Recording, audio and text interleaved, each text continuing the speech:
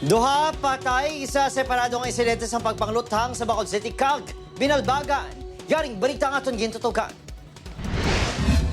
Nagapungko sa sulod sa tricycle ang 38 anyos nga si Jeffrey Hadukana sa giluthang sa Barangay Banago, Bacolod City sang Huwebes, Pebrero 19. Giningagaw dala sa ospital apang gidbawian sa kabuhi matapos makaagom sa patalga pila sa dughan.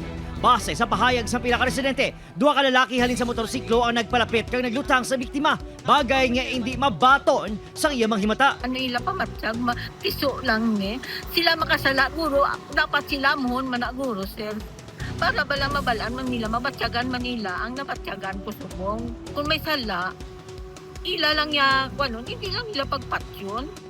Posible sunod sa Iloy, nga kilala sa biktima ang mga sospek bangod, may nagpadala sa mensahe nga magwa ini sa ilabalay antes natabo ang pagpangluthang.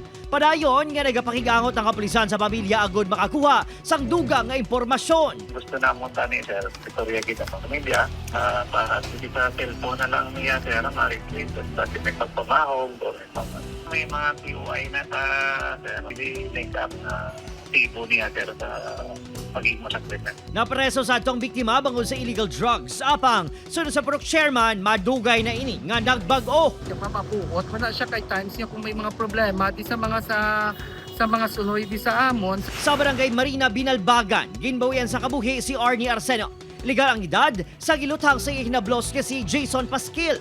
Sunod sa kapulisan, una nga nag-report ang hinablos sa gintiro sila sa riding and tandem suspects. Apang natukiban nga siya mismo nagtiro sa iyatiyo. Ini matapos sa bisto ang ginhaboy siniya kalibre 38 kag pinaka-drug paraphernalia sa palibot.